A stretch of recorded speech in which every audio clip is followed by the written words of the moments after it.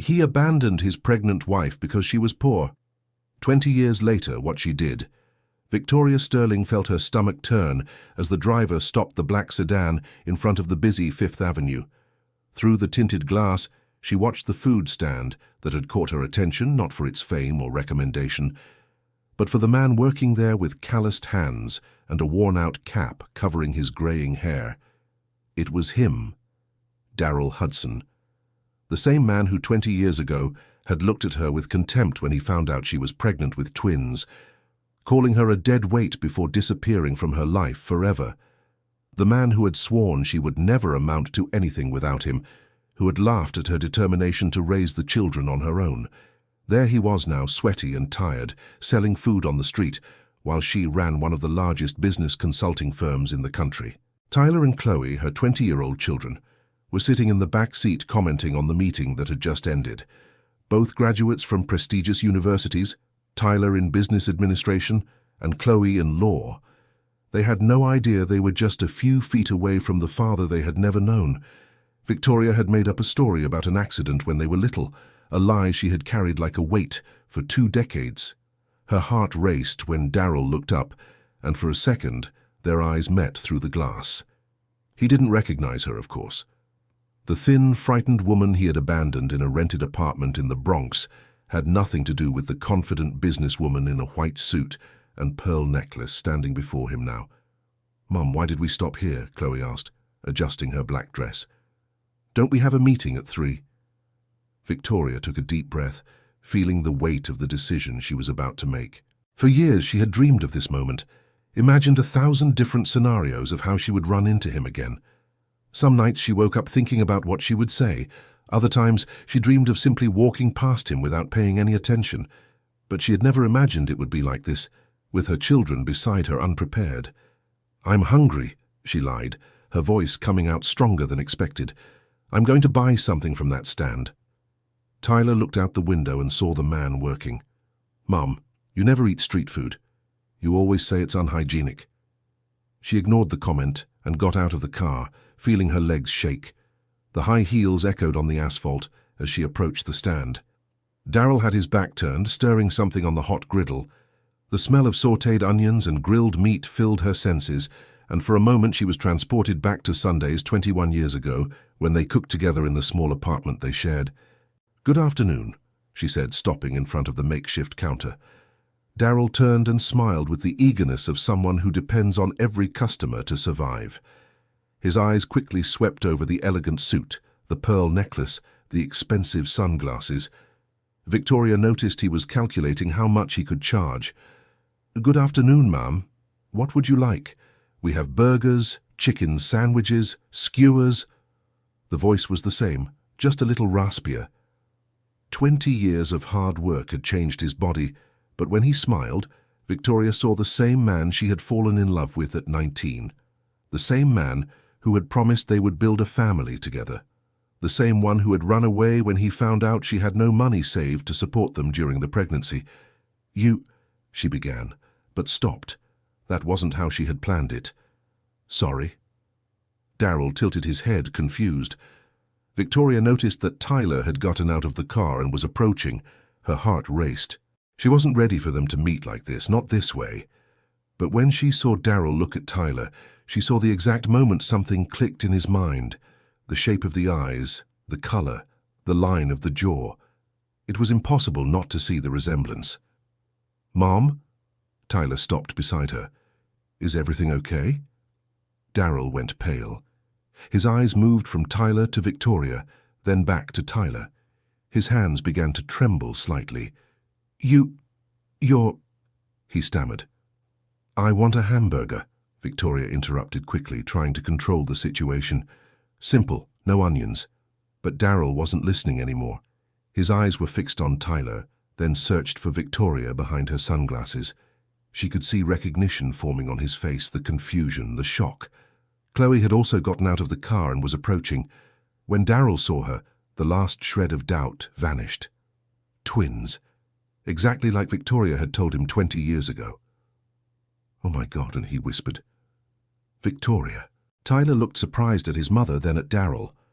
"Do you know each other?" The silence that followed was deafening. Victoria felt all the words she had held back for 2 decades rising in her throat at once. The anger, the pain, the indignation, but also something she hadn't expected to feel. A pang of satisfaction at seeing the desperation in his eyes. "We," Daryl started. "Were neighbors," Victoria cut in. "A long time ago." Daryl stared at her, confused by the lie, but she wasn't ready for the truth. Not there. Not like that. "Oh," Tyler relaxed. "What a coincidence." "Yeah," Victoria agreed, taking money out of her purse. "How much is the hamburger?" Daryl just looked at her without answering. His hands were visibly trembling now. "Sir?" Tyler insisted. "How much is it?" $5, he replied automatically. Victoria placed a $50 bill on the counter. "Keep the change." "No, I can't," Daryl protested. "Yes, you can, for an old neighbor." The irony in her voice didn't go unnoticed. Daryl picked up the bill with trembling hands and started preparing the hamburger in silence. Victoria watched every movement, noticing how his hands had thickened, how a new scar marked his left wrist. 20 years of hard work had taken their toll. "Mom," Chloe whispered in her ear, "why are you acting weird?" "I'm not." "Yes, you are. You never tip like that."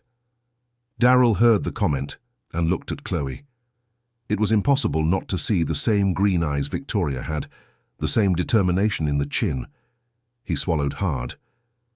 "Your children are," he began quietly. "Beautiful," Victoria finished, "and very well educated, and graduates of excellent universities. And they've never wanted for anything." Each word was a knife stab. Daryl got the message. "Victoria, Mrs. Sterling," she corrected him coldly. An elderly man with grey hair approached the stand. "Daryl, man, long time no see." Victoria felt Tyler and Chloe tune in to the conversation. "Hi, Mr. Arthur," Daryl replied, clearly uncomfortable. "Do you know this young lady here?" Arthur asked, pointing at Victoria. "She reminds me of someone." "Ah, you're the girl who lived with Daryl back on 15th Street, right?" "Victoria. Wow, how you've changed. You're unrecognizable." The blood drained from Victoria's face. Tyler and Chloe exchanged confused glances. "I think you're confusing me with someone else," she said quickly. No, I'm sure of it. You two were married, right? I remember when you moved to..." Arthur stopped talking as he noticed the tension in the air. "Sorry, I think I said too much." The silence settled again. Tyler and Chloe looked at their mother with an expression Victoria knew well.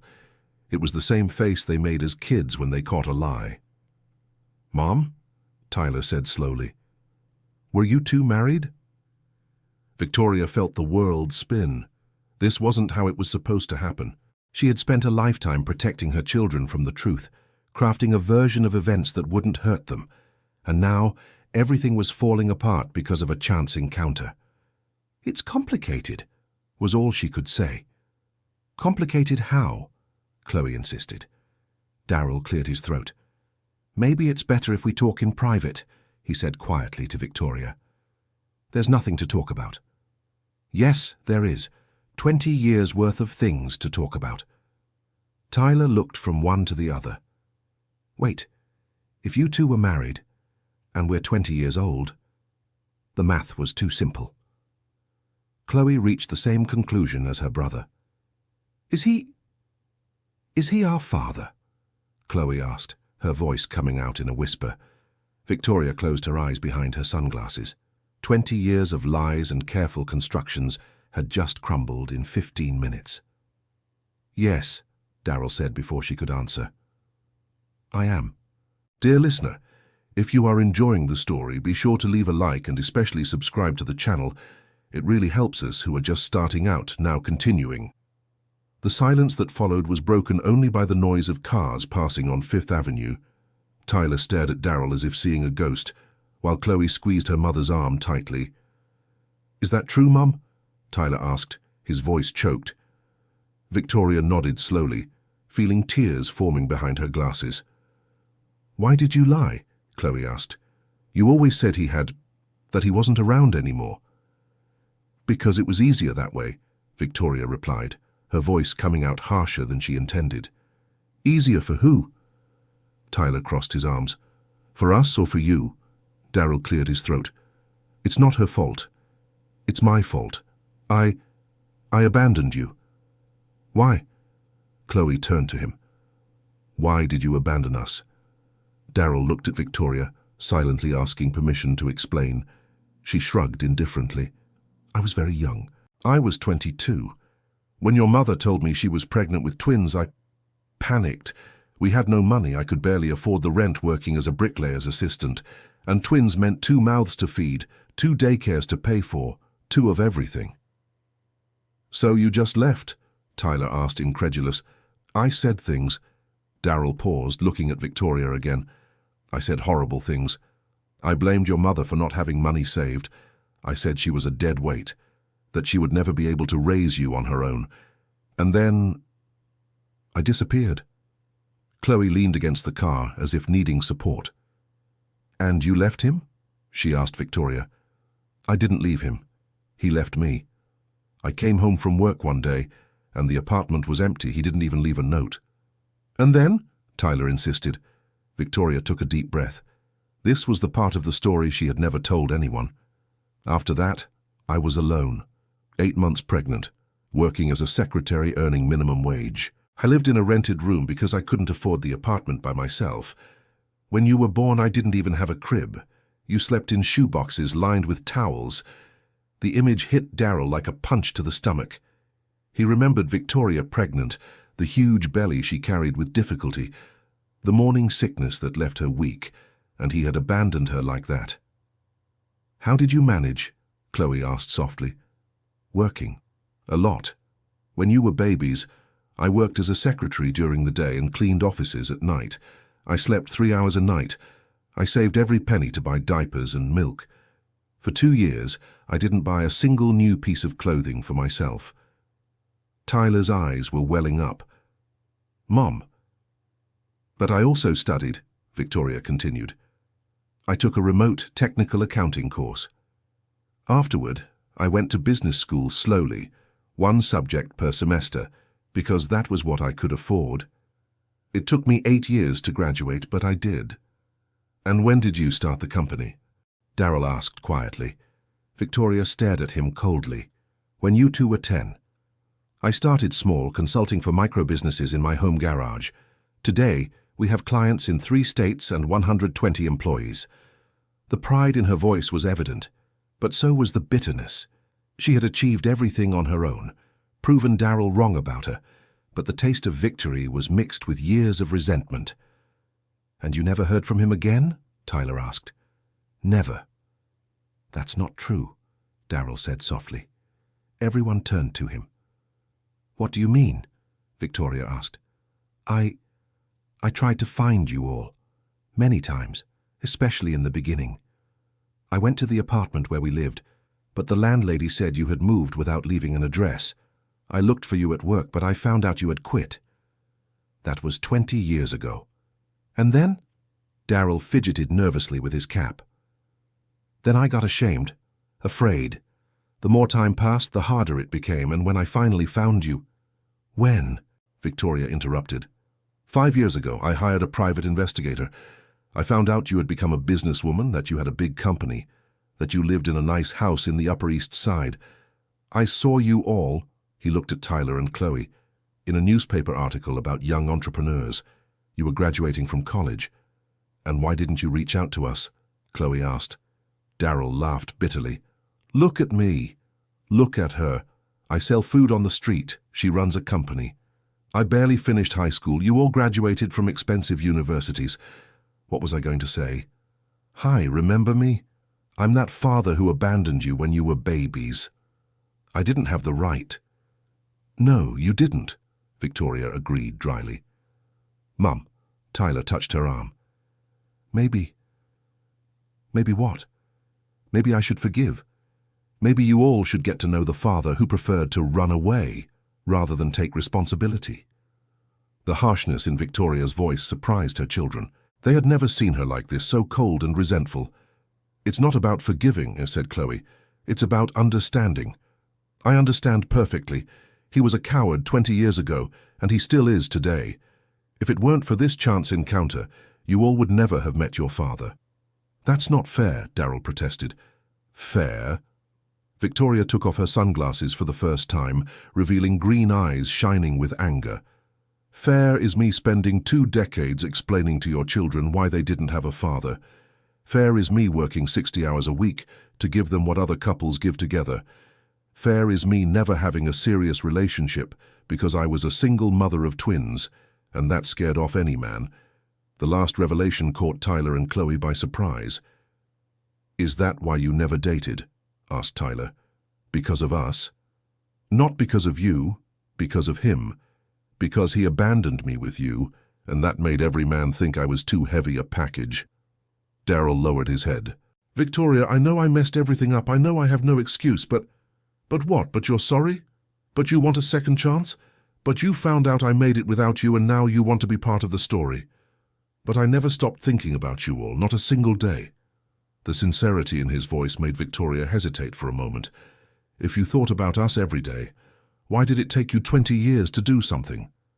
Because I am a coward, admitted Daryl. You're right. I was a coward 20 years ago, and I still am. But being a coward doesn't mean I didn't care.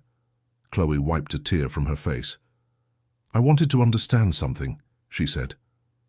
If you found us 5 years ago, why didn't you at least try to send a letter, an email, anything? Daryl sighed. Because I read about your mother's company. I read about how she started from scratch, how she built everything on her own. I read about both of you, how well you were doing in school, how you had earned scholarships, and I realized you were better off without me, that maybe my presence would only get in the way. That wasn't your decision to make, Tyler said. It was ours. I know, but at the time it seemed like the right thing to do. Victoria shook her head. Always running from the hard decisions. A customer approached the cart, seeing the commotion. Are you going to take long? He asked. I wanted a skewer. Daryl looked at Victoria. Maybe it's better if we talk somewhere else. There's nothing to talk about. There is, Chloe insisted. I have a million questions.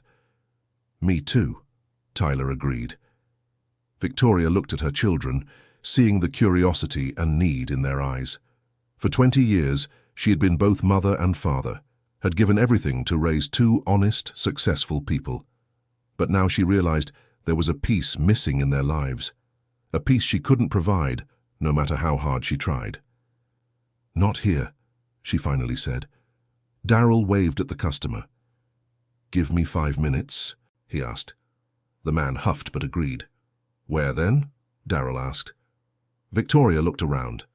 The Fifth Avenue was busy, pedestrians hurrying past, everything noise and chaos. It wasn't the place for a conversation that had been put off for 2 decades. There's a coffee shop on the corner, Tyler pointed out. Maybe it's more private. I can't leave the cart, Daryl said. It's my livelihood. The reality of the situation hit everyone again. While they debated feelings and the past, Daryl had to work to survive.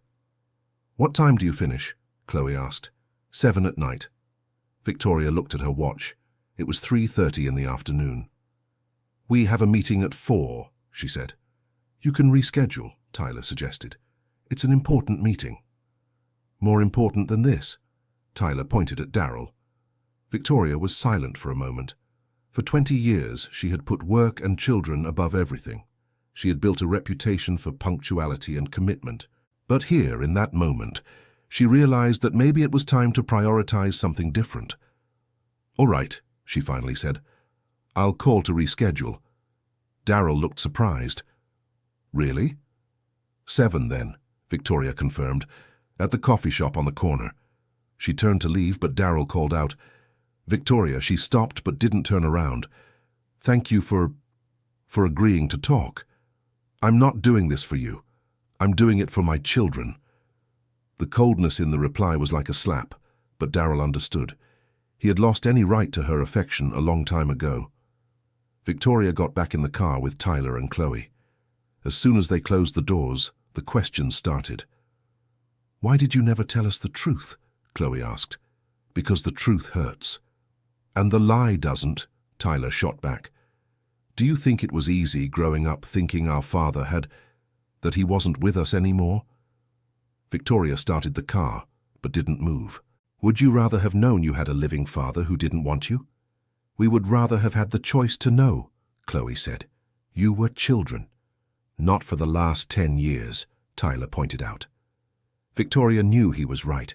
When the kids got older, she could have told the truth. But with each passing year, the lie grew more solid, harder to undo. I wanted to protect you.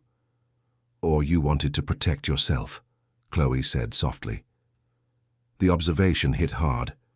Maybe it was true. Maybe Victoria had kept the lie not only to protect her children, but to protect herself. To avoid having to deal with the possibility of Daryl coming back, of having to share the kids, of having to face all the feelings she had buried. You're mad at me, she stated. We're confused, Tyler corrected. For 20 years, our whole life was one version. Now we find out there's a completely different version of the story. And does that change anything? Victoria asked. He's still the man who abandoned us. I'm still the one who raised you. It changes everything, Chloe said, because now we know he's alive and he wants to meet us. You don't know what he wants. Then we'll find out, Tyler decided. Tonight.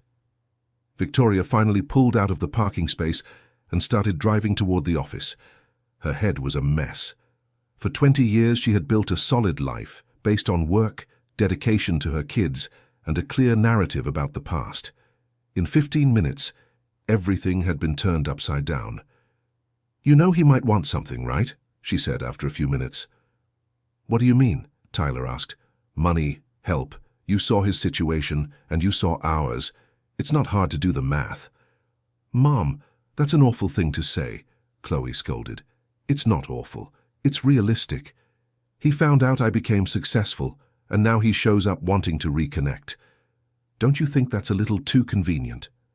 He didn't show up, Tyler reminded her. We found him. It was a coincidence. Was it? What do you mean? Victoria stopped at a red light and turned to her kids. You think it's a coincidence that he's working on this very avenue? On a route we take every week to get to the office? You're being paranoid, Chloe said. I'm being cautious. There's a difference. The light turned green, and they drove on in silence, each lost in their own thoughts. Tyler tried to process the fact that he had met his father after 20 years. Chloe imagined what it would have been like if Daryl had stayed, if they had grown up differently, and Victoria struggled against a flood of conflicting emotions. They arrived at the commercial building where her company was located. It was a modern glass and steel building in downtown New York City, with the logo Sterling Strategy prominent on the facade. Victoria had bought 3 floors when the company grew, turning it into one of the most respected business consulting firms in the city. You're coming up with me, she said. Why? Because I need to cancel the meeting and reorganize my schedule, and you're going to help me decide how we handle this situation. In the elevator, Victoria watched her kids through the reflection in the mirror. Tyler with his leather jacket and serious expression, Chloe elegant in her black dress. They were both living proof that she had made it. 2 educated young adults with degrees, solid values, and bright futures. She had achieved on her own what Daryl thought was impossible, but she also saw in them the curiosity about their father, the need for answers she could never give. As much as it hurt to admit it, maybe it was time to share that responsibility. Victoria, the secretary greeted her as she stepped out of the elevator. The meeting attendees are already here. Cancel it, Victoria said. A family emergency came up. Are you sure? It's the steel mill contract. We've been negotiating for months. Victoria hesitated. It really was an important contract, but she looked at her kids and made the decision. Reschedule for tomorrow. Tell them it was urgent. In her office, a spacious room with a panoramic view of the city, the 3 of them sat down.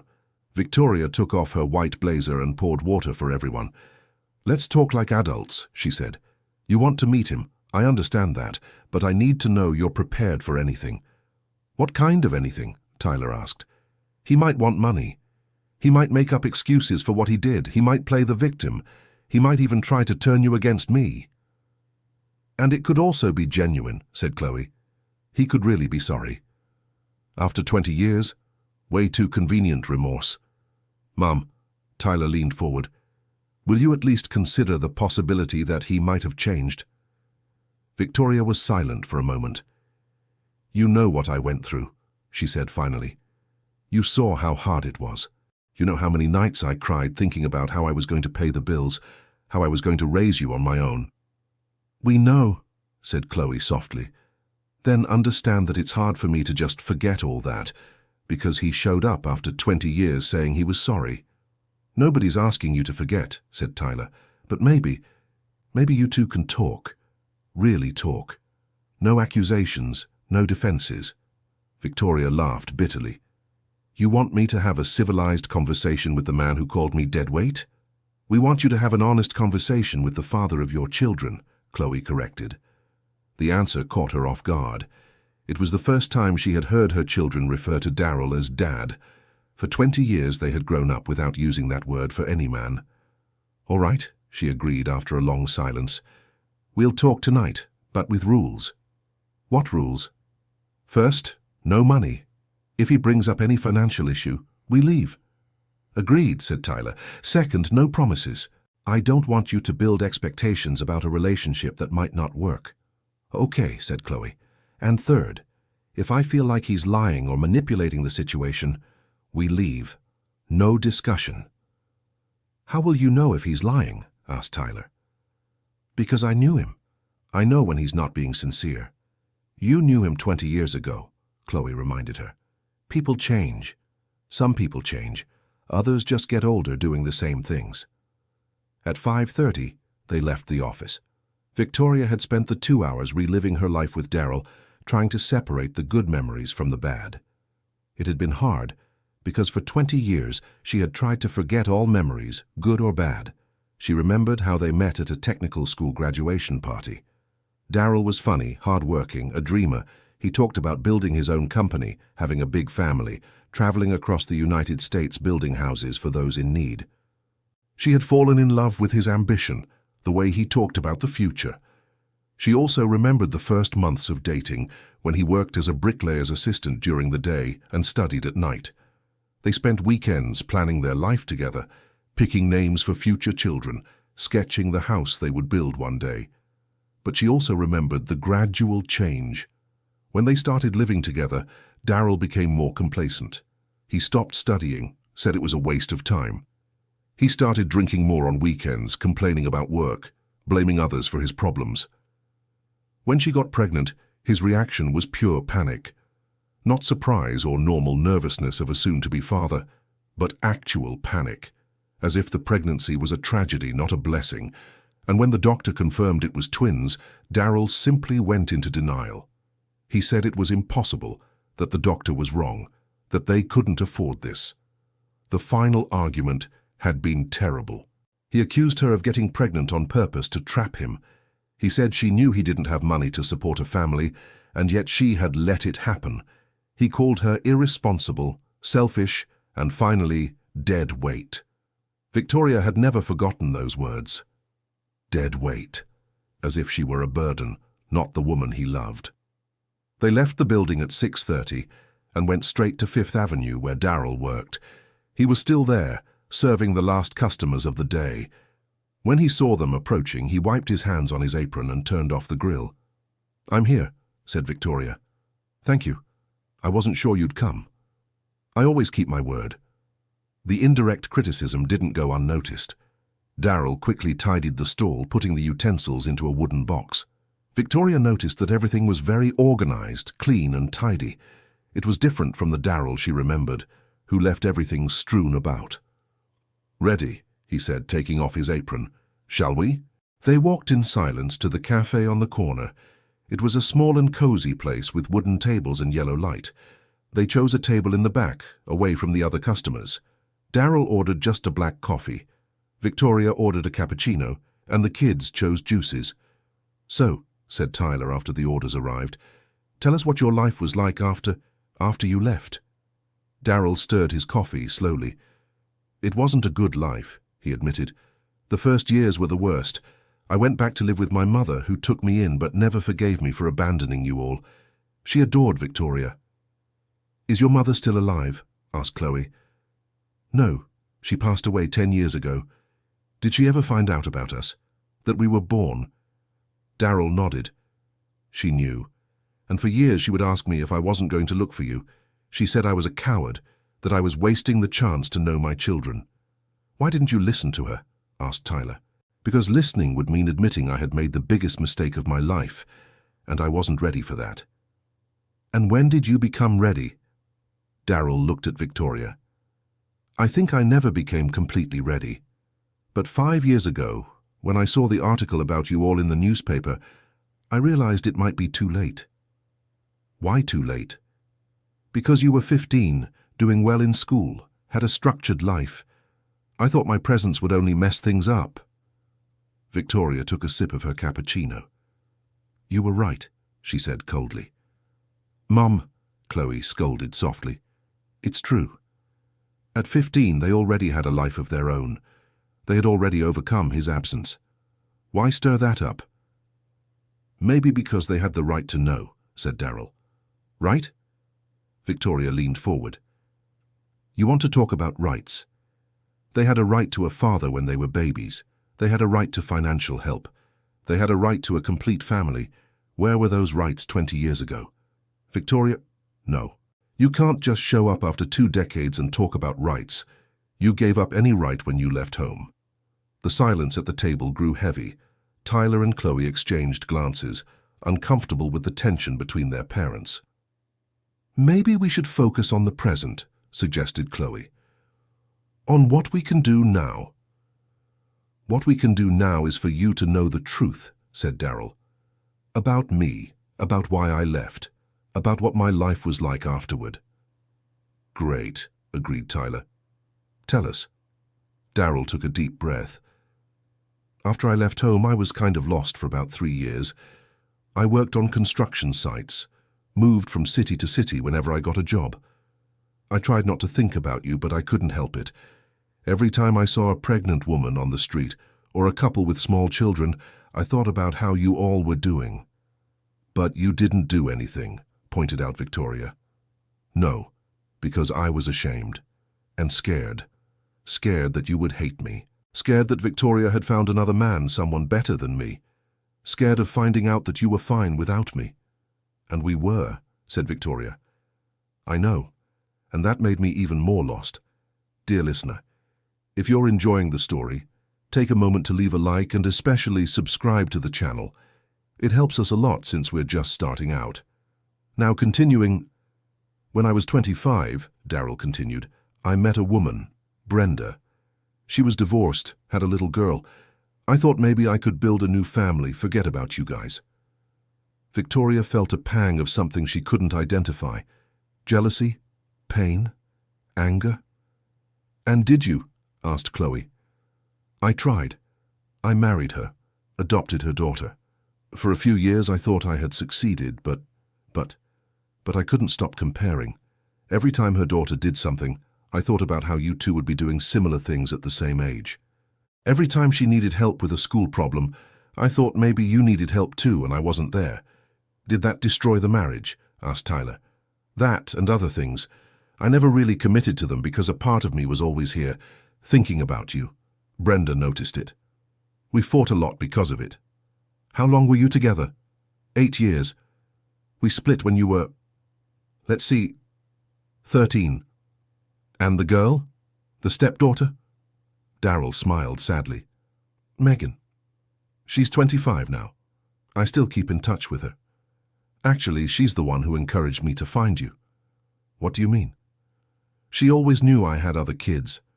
When she grew up and understood the situation, she started questioning me about why I didn't try to make contact. She said I was being selfish, that I was depriving you of getting to know me. And she was right, said Chloe. She was. But by then I was already 40. You were teenagers, already had your lives set. It seemed even harder. Victoria shook her head. Always a new excuse. They're not excuses, they're explanations. What's the difference? Daryl was silent for a moment. The difference is that excuses try to justify what I did. Explanations just try to make you understand how I was feeling. And how were you feeling? Lost, haunted, remorseful. For 20 years. For 20 years. Victoria studied his face, looking for signs of a lie, but she only saw tiredness and sincerity. "Tell us about the last 5 years," asked Tyler, "since you found us." "The last 5 years were the worst," admitted Daryl, "because now I knew exactly where you were, how you were doing, but I still didn't have the courage to do anything." "How did you find us?" "I hired a private investigator. It was expensive. I had to save for months. But I needed to know if you were okay." "And what did you find out?" "I found out that your mother had become a successful businesswoman. That you two were doing very well in school. That you lived in a beautiful house in a good neighborhood. That you didn't lack anything." "And was that good or bad?" Daryl hesitated. "It was both. Good because I saw that you were fine. Bad because I realized you didn't need me." "Everyone needs their father," said Chloe softly. "You had your mother playing the role of both mother and father, and doing a great job." Victoria shifted in her chair. She hadn't expected such recognition.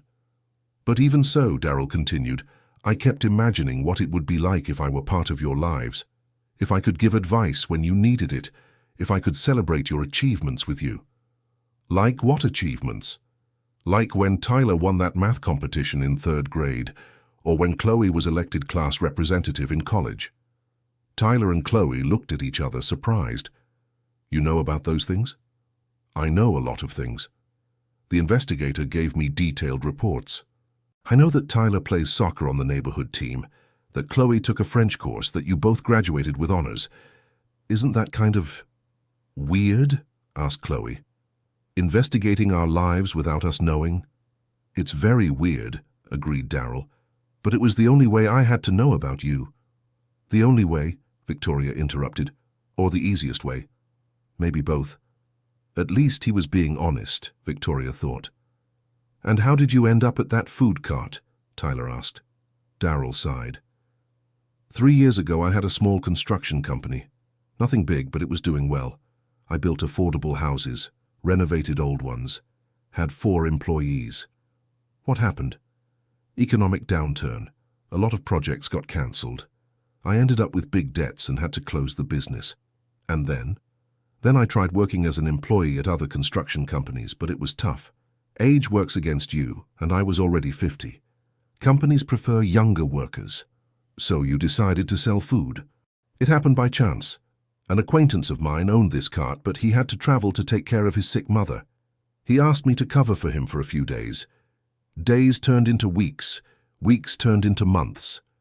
When he came back, he decided he'd rather stay caring for his mother and sold me the cart. "And do you like it?" Daryl shrugged. "It's an honest living. I work hard, earn little, but I can pay rent and buy food, and I don't owe anyone anything." Victoria noticed he hadn't mentioned his own family, other children, a current partner. "Do you live alone?" she asked. "I do, in a boarding house nearby. A small room, shared bathroom. It's not much, but it works." The description painted a melancholy picture in everyone's mind. The man who had abandoned his family out of fear of financial responsibility now lived alone in a boarding house, selling food on the street. "Do you have other children?" Chloe asked. "No, Brenda didn't want to have kids with me. She said I couldn't even take care of the kids I already had, let alone more." The answer hit like a slap. Chloe regretted asking. "Sorry, I didn't mean to." "Don't apologize." She was right. I really couldn't. "But maybe now you could," Tyler said quietly. Daryl looked at him surprised. "What?" "Maybe now, with more age, more experience, you could be a better father." "Tyler," Victoria warned. "What, Mum? It's true. People grow. They mature." "Some people," she corrected. Daryl cleared his throat. "I'd like to have that chance," he said softly. "Not to go back, because I know that's impossible, but to get to know you, to find out who you've become." "And what does that mean in practical terms?" Victoria asked. "I don't know, maybe have dinner together every now and then. Talk about your lives. Maybe I could give some advice if you're willing to listen." "Advice about what?" Victoria's voice was skeptical. About everything. About work, about relationships, about life. I've made a lot of mistakes. Maybe I can help you avoid the same ones. Do you think you have the moral authority to give advice? Victoria asked. No, but I have experience in making wrong choices. That might be useful. The answer caught her off guard. It was honest and humble in a way she hadn't expected. Look, Tyler said, I want to get to know you better. I'm not saying we'll be best friends overnight, but you're my father. I'd like to learn more about you. Me too, Chloe agreed. I have 20 years' worth of questions piled up. Daryl smiled for the first time since they'd sat down. Really? Really, Tyler confirmed. Daryl looked at Victoria. And you? She was silent for a long moment. I need to think. I understand. No, you don't, she said firmly. You have no idea what it's like for me to be sitting here having a civil conversation with the man who abandoned me when I was pregnant. You have no idea what it's like to hear my children talk about getting to know the father who was never there. You're right. For 20 years, I was both mother and father to them. For 20 years, I explained that Daddy couldn't be with us because he wasn't here anymore. For 20 years, I consoled them when they saw other parents playing with their kids in the park. Her voice was getting louder, and other customers in the cafe started looking. For 20 years, she continued, I worked double to give them everything a couple would give. I went to every parent-teacher meeting at school. I went to every one of Tyler's soccer games. I went to every one of Chloe's dance recitals. Alone, always alone. Tears began to form in her eyes. And now you want me to just accept that he comes back into your lives, that he becomes the father he never was? No one is asking him to replace you, Chloe said softly. It's not about replacing, it's about him getting the good part without having gone through the hard part. Daryl lowered his head. You're right, he said. I want the good part without having earned it. I want to get to know you without having helped raise you. I want to be part of your lives without having been there when you needed me. Exactly. But, he lifted his head, that doesn't mean I don't want to try. I know I don't deserve it, but I'd like to have the chance. The chance for what? To prove I've changed. To show I can be, maybe not the father I should have been, but a present father from now on. Victoria laughed without humor. You want to prove you've changed? Great. Prove it. How? I don't know. You have to figure it out. The challenge hung in the air between them. Daryl thought for a moment. What if I got a better job? Got out of the stall, got something more stable? To impress us? To show I can have responsibilities? You're 53 years old, Victoria pointed out. A little late to learn responsibility. It's never too late. It's not about money or a job, Tyler said. It's about commitment. What do you mean? You want to prove you've changed? Then commit. Not with promises, but with actions. What kind of actions? Tyler looked at Chloe, then at his mother. How about we start slow? 1 dinner a month, just to talk, get to know each other better. 1 dinner a month, Daryl repeated. Yeah, and if you miss a dinner, without a really good reason, it's over. No second chances. Daryl thought about the proposal. That sounds fair to me. And you? Tyler asked Victoria. Do you agree to 1 dinner a month? Victoria looked at her children. She saw the hope in their eyes, the desire to get to know their father. As a mother, she wanted to protect them from possible disappointment. As a woman, she wanted to protect herself from having to share their love with the man who had hurt her so deeply. All right, she finally agreed. 1 dinner a month, but in public, at a restaurant, and if you hurt them in any way, you'll have to deal with me. The veiled threat was clear. Understood, Daryl said. And another thing, Victoria added. No expensive gifts. No attempts to make up for 20 years of absence with money or objects. They don't need your things. Got it. And no bad-mouthing me to them or trying to plant doubts about how I raised them. I would never do that. And no promises you can't keep. They've lived their whole lives without a father. They don't need more disappointments. Daryl nodded at each condition. Anything else? Victoria thought for a moment. If this doesn't work out, if you disappear again or hurt them, don't try to come back. This is the only chance you'll get. I understand. And I accept. They were silent for a few minutes, each processing what had just happened. After 20 years, Daryl would once again be part of his children's lives, even if in a limited way. So, Chloe said eventually, when would the first dinner be? 2 weeks from now, Daryl suggested. Where? You choose. I don't know any good restaurants. Tyler took out his cell phone. I'll get your number. Daryl hesitated. I don't have a cell phone. What do you mean? I don't have the money to pay for a plan. I use the payphone at the boarding house when I need to. The information created an awkward silence. Tyler and Chloe, who had grown up with cutting-edge technology, couldn't imagine life without a cell phone. It's fine, said Tyler. Let's just set it up right now then. 2 weeks from today, Saturday night at 7. Where? There's a good Italian restaurant near the mall, suggested Chloe. Luigi's Bistro. Is it expensive? Asked Daryl, clearly worried. I'll pay, said Victoria quickly. No, I can't accept that. Why not? Because it's already hard enough to accept that you're giving me a chance. I can't accept you paying for it too. Then let's go somewhere simpler, suggested Tyler. No, said Victoria. We're going to Luigi's Bistro and I'm paying. It's not charity, it's an investment. An investment in what? In my children's future. If they want to meet their father, I'm going to make sure it's in a proper setting. Daryl understood there was no point arguing. Thank you. They left the cafe around 9 in the evening. Daryl said goodbye at the door, saying he would walk home. Victoria offered him a ride, but he politely declined. 2 weeks from now, then, confirmed Chloe. 2 weeks from now, repeated Daryl. He walked away down the busy avenue. Victoria and the kids stood still for a moment, watching him disappear among the pedestrians. Do you think we did the right thing? Asked Tyler. I don't know, admitted Victoria. But you had the right to meet him. And you, are you okay with this? Victoria sighed. No, but I will be. On the way home, they talked about the experience. Tyler and Chloe were excited, but also nervous.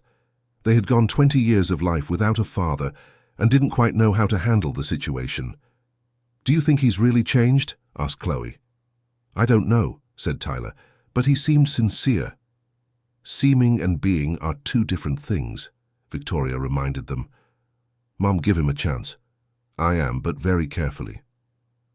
They arrived home, a beautiful 3-story house in the Upper East Side. Victoria had bought the house 5 years ago when her company took off.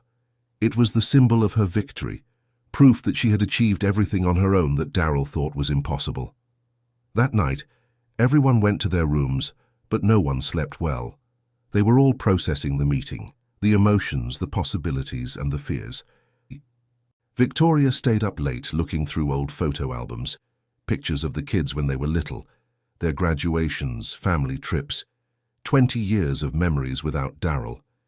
It would be strange to include him in that story now. Tyler thought about what it would be like to have a father around. All his life he had imagined talking to his dad about sports, asking for advice about girls, being taught how to shave. Would it be too late for those things at 20? Chloe thought about all the questions she would like to ask, about his personality, about his family, about what he was like when he was young. She was curious about the half of her genetic heritage she had never known. 2 weeks later, they met at Luigi's Bistro as planned. Daryl had bought a new shirt for the occasion and carefully combed his hair. He arrived 15 minutes early, nervous as a teenager on a first date. Victoria arrived with the kids exactly on time. She wore a simple but elegant dress, nothing too formal. She wanted to show that she was taking the meeting seriously, but without overdoing it. Dinner started off a little stiff. Daryl wasn't quite sure how to act, and Victoria was clearly tense. But gradually, the conversation began to flow, especially when Tyler started asking questions about his father's teenage years. Did you play soccer in school? Yeah, I was a goalkeeper. Not very good, but I loved it. I'm a goalkeeper too. Really? What position on the school team? The discovery of common interests was breaking the ice. Chloe discovered that Daryl liked to read, just like her. Victoria discovered that he had tried to play the guitar when he was young, something she didn't know. "And you?" Daryl asked Victoria eventually. "How was it afterward? The beginning must have been very hard." "It was," she admitted, "but every difficulty taught me something." "Like what?" "How to be strong. How not to depend on anyone. How to make the impossible happen when you have no choice." Daryl nodded. "And how did you decide to start the company?" "By chance. I worked at a small consulting firm, and the owner was having financial trouble. I offered to buy his client base and run it on my own." "Wasn't that risky?" "Everything in my life has been risky since you left," she said without bitterness, just stating a fact. "And it worked out. It worked out very well. Today, we have over 100 clients, offices in 3 cities. Daryl smiled with genuine pride. "That's incredible. I always knew you were smarter than me." The compliment caught her off guard. It wasn't about intelligence. It was about necessity. It was about both. They finished dinner just before 10. Daryl offered to pay the bill, but Victoria didn't accept, as agreed. "Thank you," he said at the restaurant door. It was really nice." "For us, too," said Chloe. "When's the next one?" "Next month, same day." "Deal." Daryl said goodbye and once again walked away. This time Victoria insisted on giving him a ride, but he preferred to walk. "I like walking at night," he explained. "It gives me time to think." The following months established a routine. Every last Saturday of the month they had dinner together, always at different restaurants, always with Victoria paying the bill, always with conversations that grew less tense. Daryl never missed a meeting. He always arrived 15 minutes early, well-dressed within his means. He brought small gifts for Tyler and Chloe, nothing expensive, as agreed, but meaningful things. A used book about soccer for Tyler, a handmade bookmark for Chloe. Little by little they got to know their father better.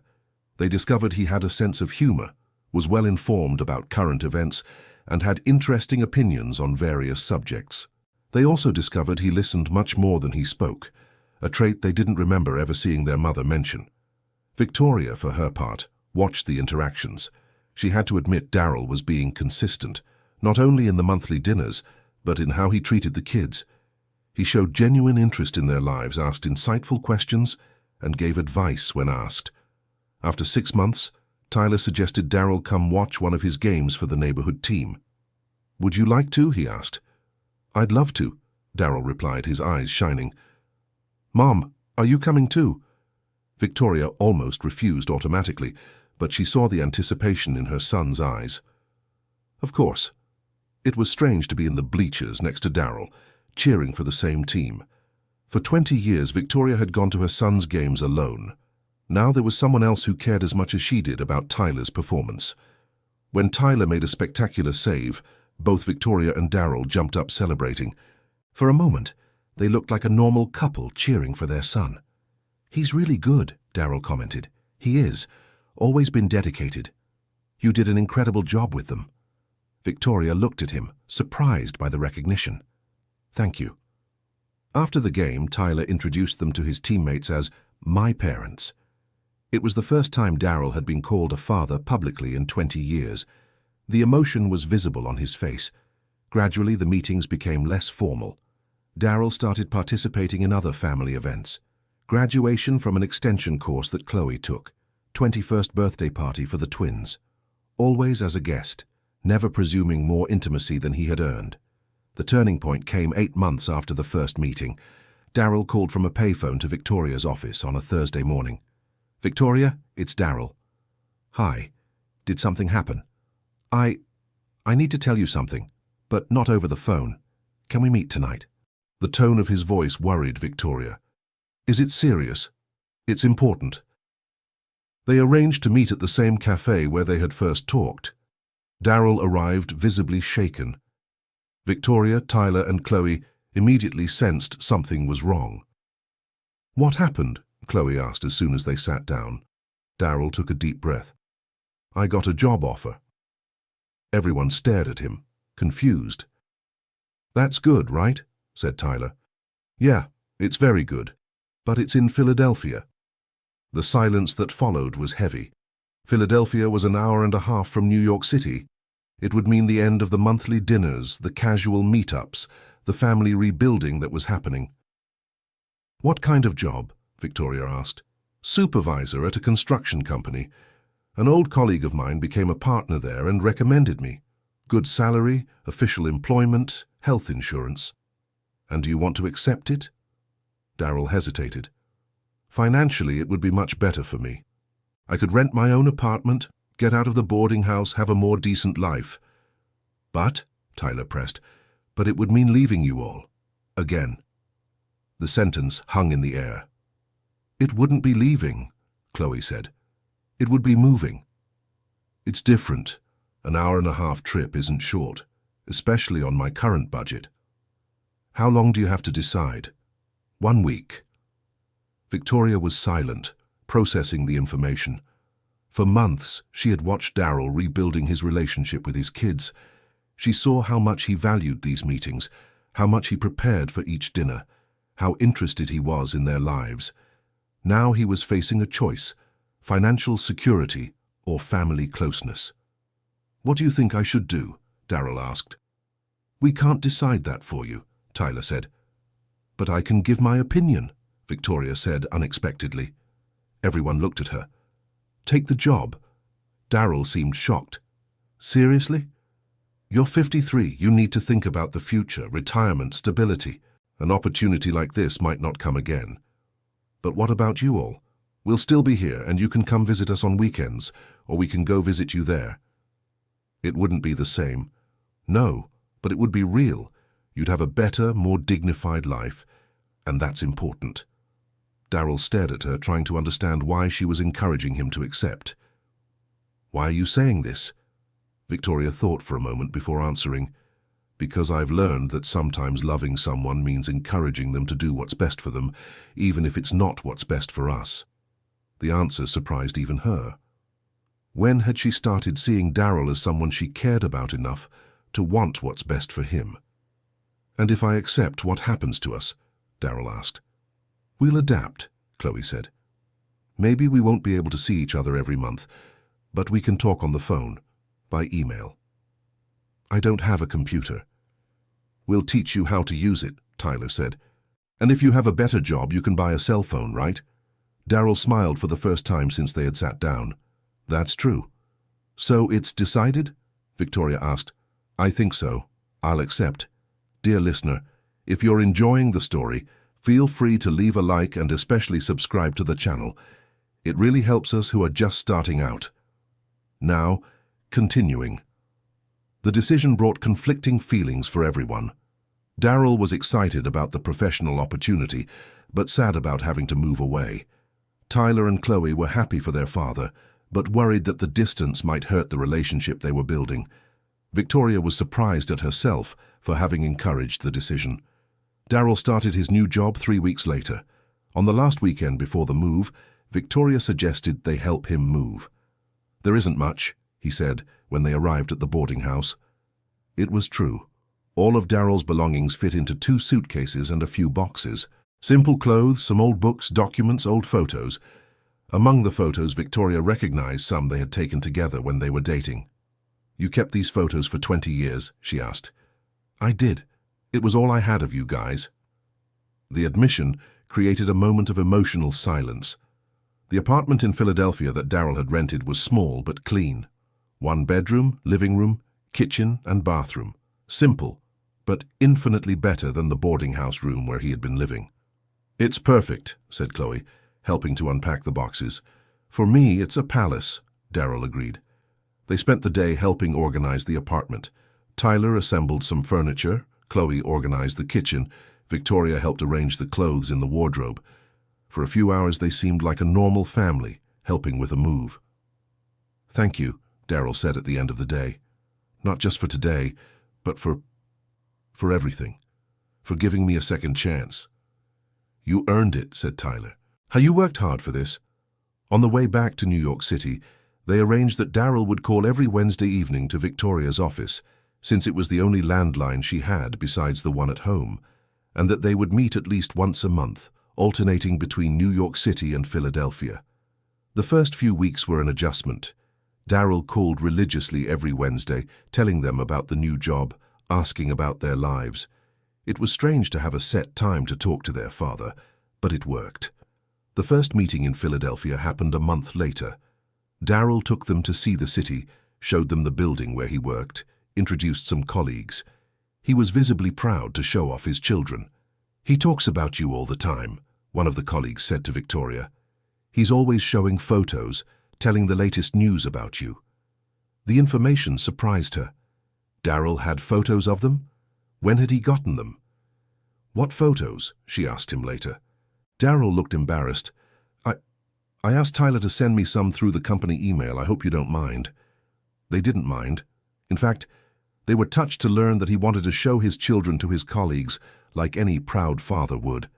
The relationship continued to evolve over the months. Daryl bought his first cell phone and learned to send messages. His messages were formal and a bit clumsy, but regular. "Good morning, Tyler. How was yesterday's game?" Or, "Chloe, how did the college exam go?"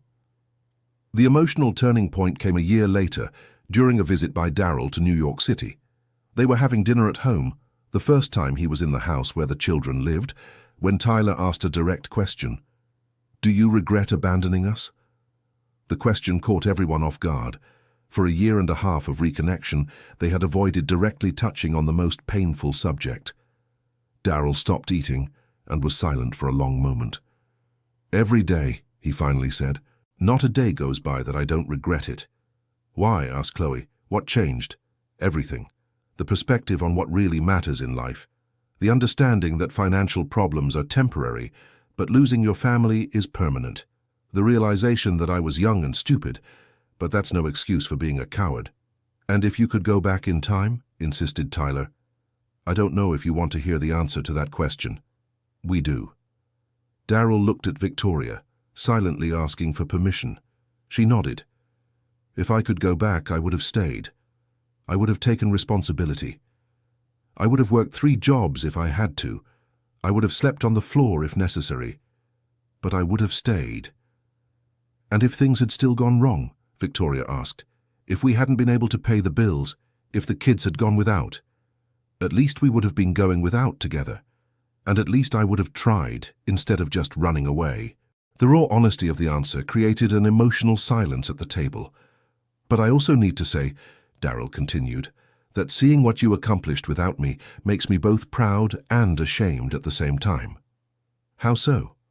"Proud because you," he looked at Victoria, "managed to raise 2 incredible people on your own. Ashamed because maybe, if I had stayed, you wouldn't have achieved as much." "Why do you say that?" "Because maybe my presence would have gotten in the way.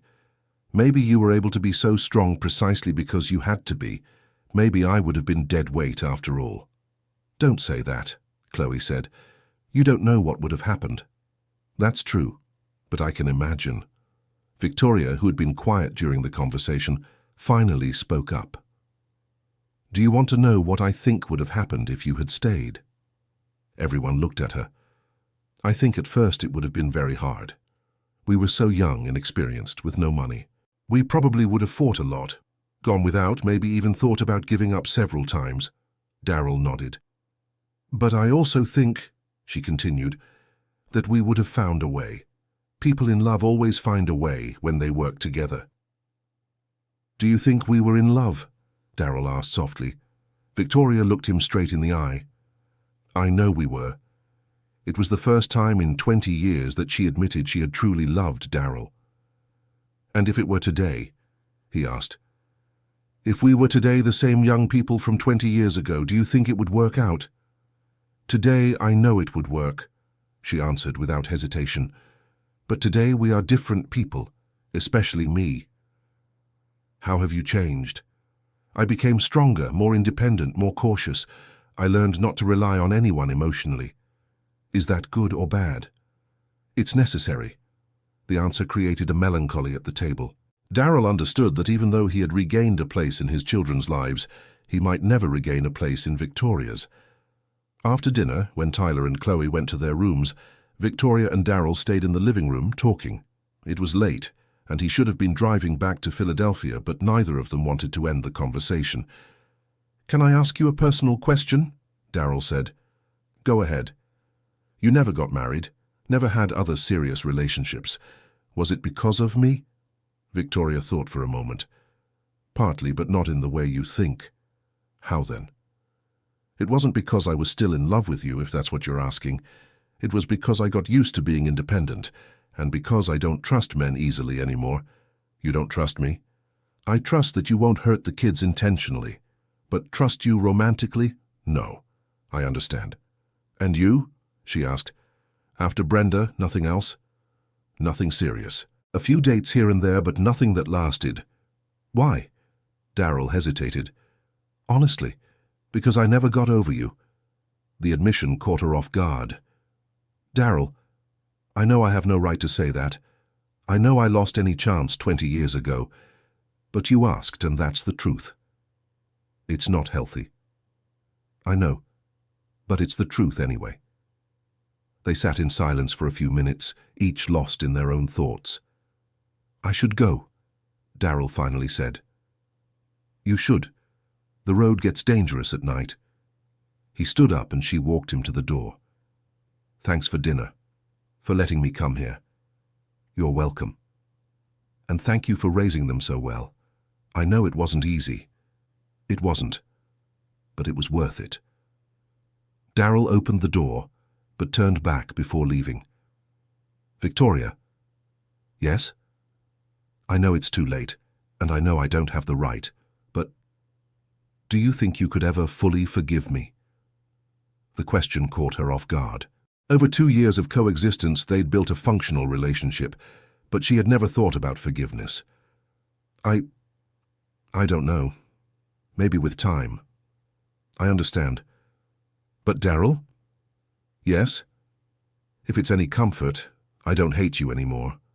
He smiled sadly. That's something. After he left, Victoria stayed in the living room for a long time, thinking about the conversation. It was true that she no longer hated him. At some point during the last 2 years, the anger had faded, replaced by something closer to... what? Compassion? Understanding? Maybe it was seeing him genuinely trying to redeem himself. Maybe it was seeing how much the kids liked him.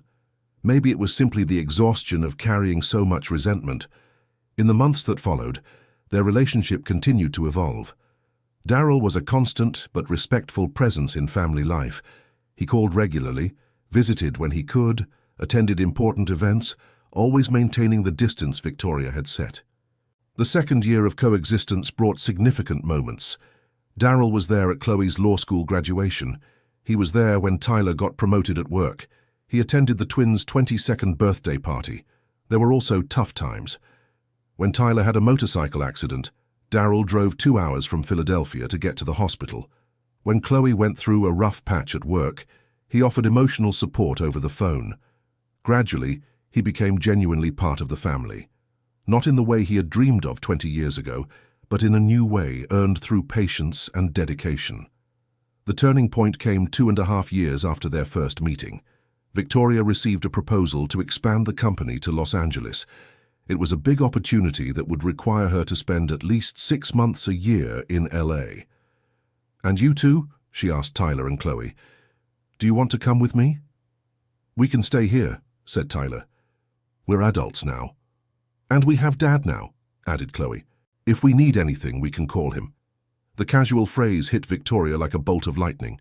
The kids saw Daryl as a reliable presence in their lives, someone they could turn to, a real father. That realization changed something inside her. Maybe Daryl had truly redeemed himself. Maybe he deserved not just forgiveness, but a real chance to be part of the family. She called him that night. "Victoria? Did something happen?" "No, I wanted to talk to you about something." "About what? Can you come to New York City this weekend?" "I can. Why?" "It's better we talk in person." Daryl arrived on Saturday morning, visibly worried. Victoria had asked Tyler and Chloe to go out. saying she needed to talk to their father alone. "Did something serious happen?" he asked as soon as he walked in. No, quite the opposite. She told him about the proposal in LA, about the opportunity to expand the company.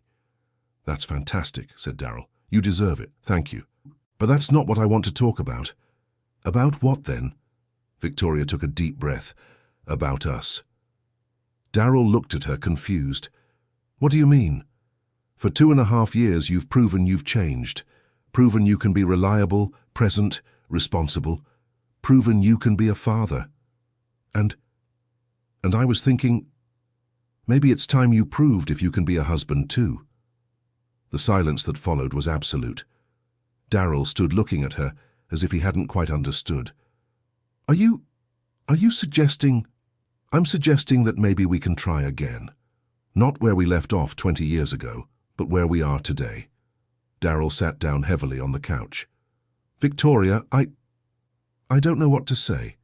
Say if you'd like to try." "I would, more than anything in the world, but are you sure, after everything that happened?" "I'm not sure of anything," she admitted, "but I'm sure that you've become the man I always wanted you to be. And I'm sure that our kids deserve to have a complete family even if it's late." Daryl was silent for a long moment. "And how would that work?" "Slowly, very slowly.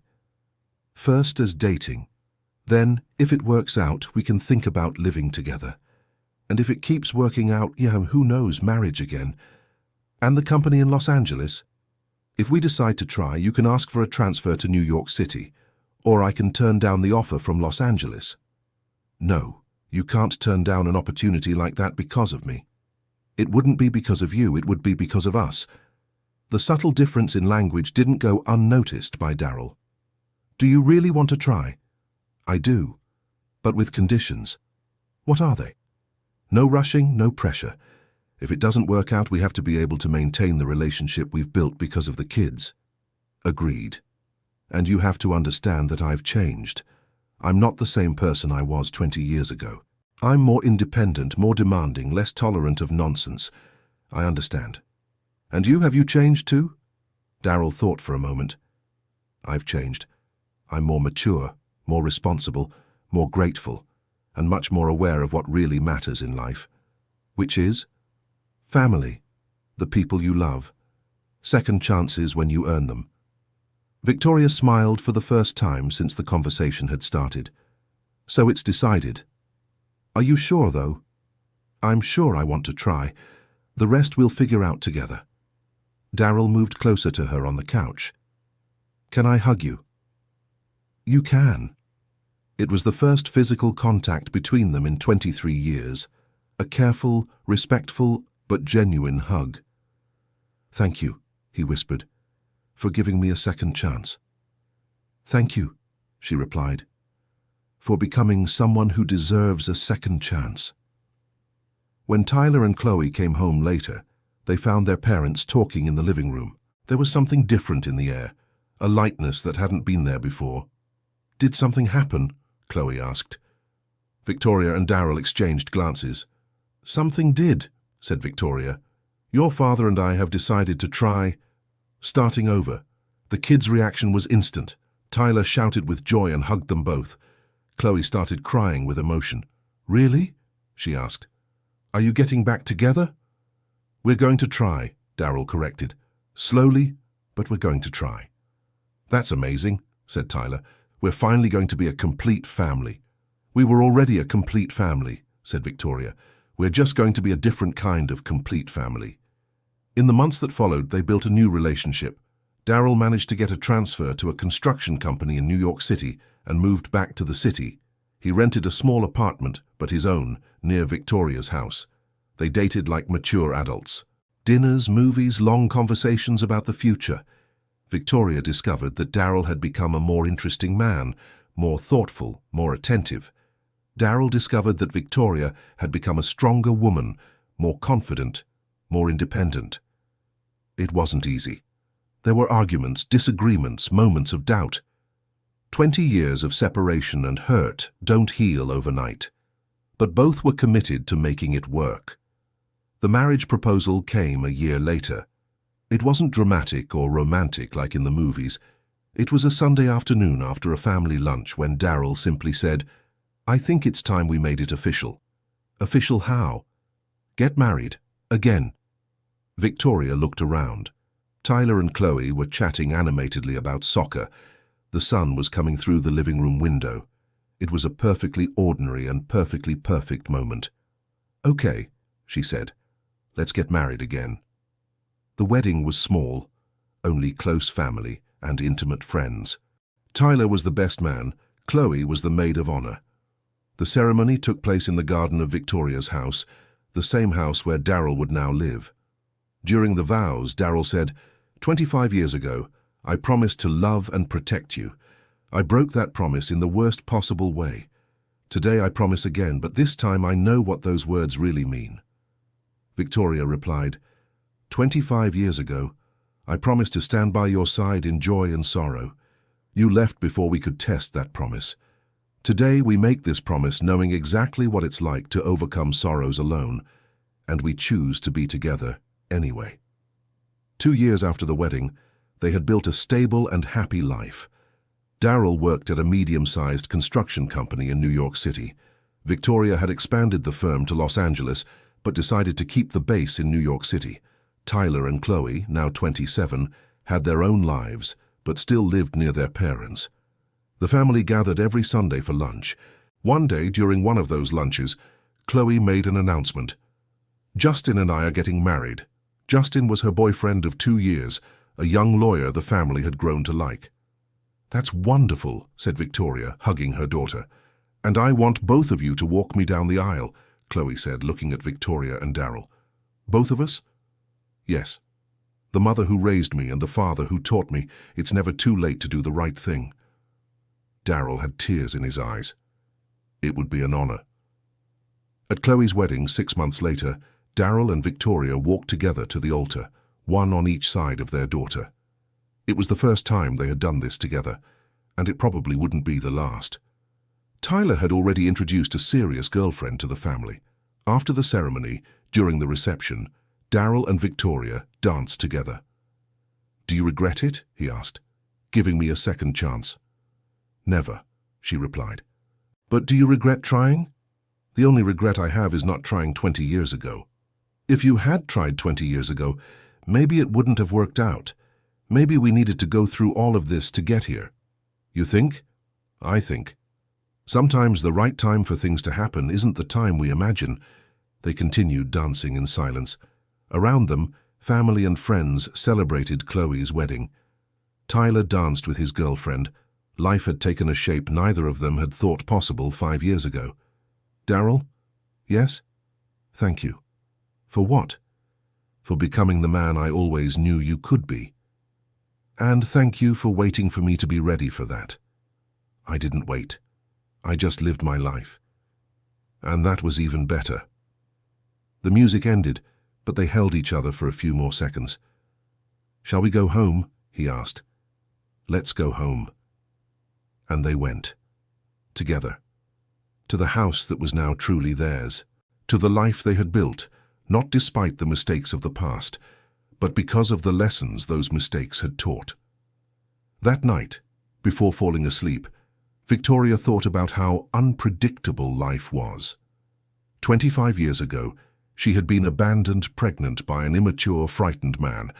Today, she was married to a mature, committed man who had proven his worth through years of dedication. Daryl thought about how he had wasted 20 years running from the best thing that had ever happened in his life, and how he had been incredibly lucky to receive a second chance to do things right. They both thought about Tyler and Chloe, who had grown up in a broken family, but had become honest and loving adults, and about how sometimes the best stories are those that almost ended badly, but found a way to start over. In the end, life had taught all of them that it's never too late to fix mistakes, as long as you're willing to work for it.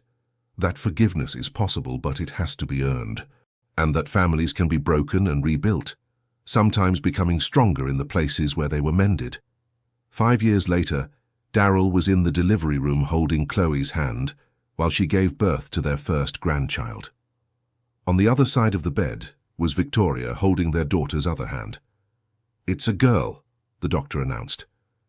Daryl and Victoria looked at each other over Chloe's sweaty head, 58 and 54 years old respectively, and now grandparents. "What are you going to name her?" Daryl asked Chloe and Justin. "Hope," Chloe answered, with her daughter in her arms. "Why?" "Because this family taught me that we should never lose hope. No matter how bad things seem, there's always a chance to start over." Daryl left the hospital an hour later, walking through the streets of New York City on a sunny September afternoon. At 58, he had a wife he loved, children who respected him, a newborn granddaughter, a stable job, and a life that made sense. He stopped in front of the avenue where his food cart had been 5 years ago. The spot was now occupied by a clothing store, but he remembered perfectly the day Victoria had stopped there, elegant in her white suit, and changed his life forever. Back then, she had stopped to humiliate him, or at least that's what he thought. Today he understood that she had stopped because fate had decided it was time to rebuild what had been broken. He pulled out his phone and called Victoria, who was still at the hospital. "Hey, love," she answered. "Did you forget something?" "No, I just wanted to say something." "What?" "That I love you. And I'm grateful you stopped at that cart 5 years ago." "I love you too. And I'm grateful too." "For the cart? For the second chance?" Daryl hung up and kept walking. The sun was setting, painting the New York City sky in shades of orange and pink. In a few hours he would be home, having dinner with his wife, talking about their granddaughter, planning the future. It was a simple life, but it was his life. A life that almost didn't happen, but in the end turned out to be exactly what all of them needed. Sometimes, he thought, the best revenge isn't proving the other person was wrong. It's giving them the chance to prove they can be right. End of story. Now tell me what you thought of this story and where you're watching us from. If you have something to share with us, leave it in the comments with honest words. Do you think Victoria made the right decision in giving Daryl a second chance? We'd love to read your opinion. Thank you so much for your company.